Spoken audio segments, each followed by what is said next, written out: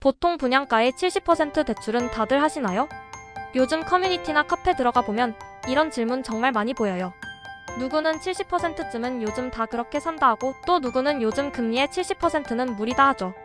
사실 저도 얼마 전까지 같은 고민을 했어요. 이 정도면 괜찮을까? 혹시 너무 많이 빌리는 건 아닐까? 은행이 빌려준다고는 하지만 내 월급으로 진짜 감당 가능한 걸까? 그게 제일 걱정이었어요. 나도 그랬어요. 은행이 빌려주면 괜찮겠지라고 생각했죠.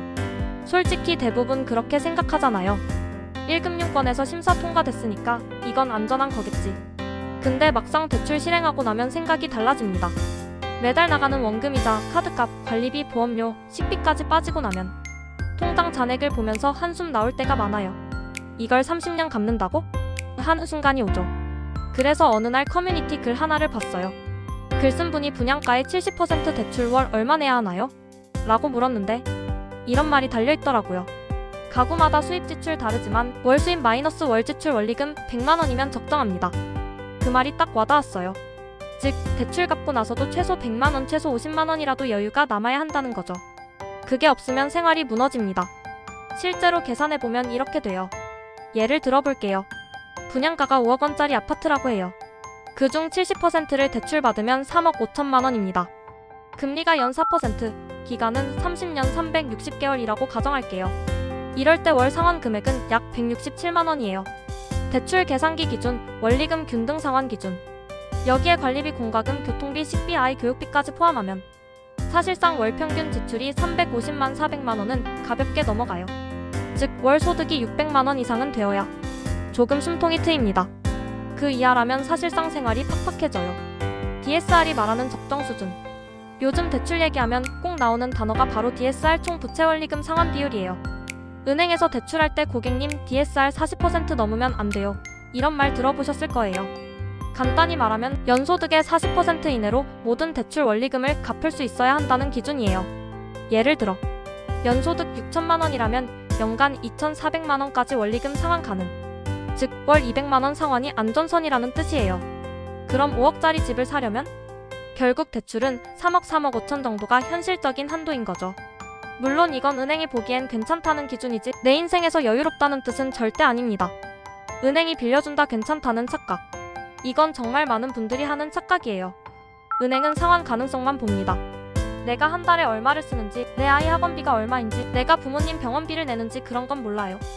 그래서 은행 기준의 적정과 내 인생 기준의 적정은 완전히 달라요. 저는 개인적으로 이렇게 생각해요. 대출 한도는 은행이 정하지만 대출 현실선은 내가 정해야 한다. 나만의 현실 기준 세우기. 제가 정한 기준은 딱 하나예요.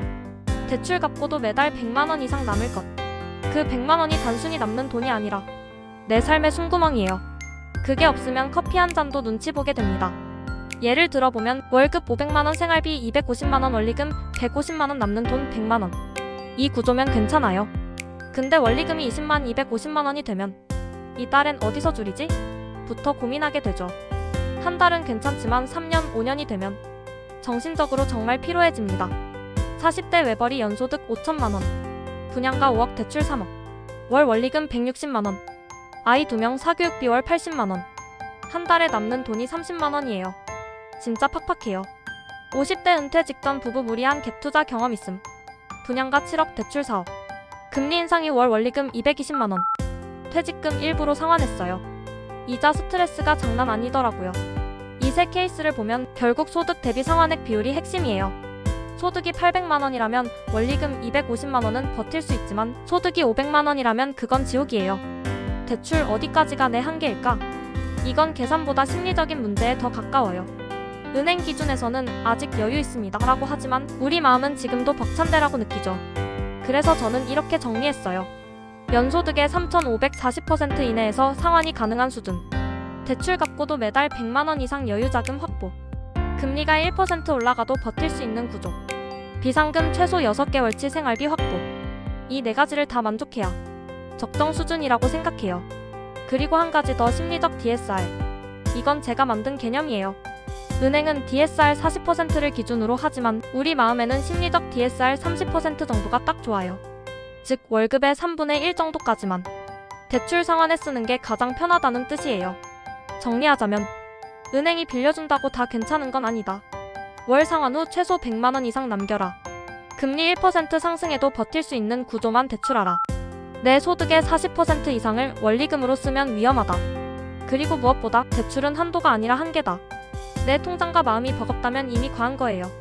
요즘 부동산 시장이 다시 들썩이면서 대출 더 받아도 될까? 고민하는 분들 많죠. 근데 기억하세요. 진짜 무서운 건 금리보다 욕심이에요. 오늘도 제 통장 잔액을 보며 다짐합니다. 남들보다 천천히 가도 괜찮다. 내 리듬대로 가는 게 결국 제일 안전하다.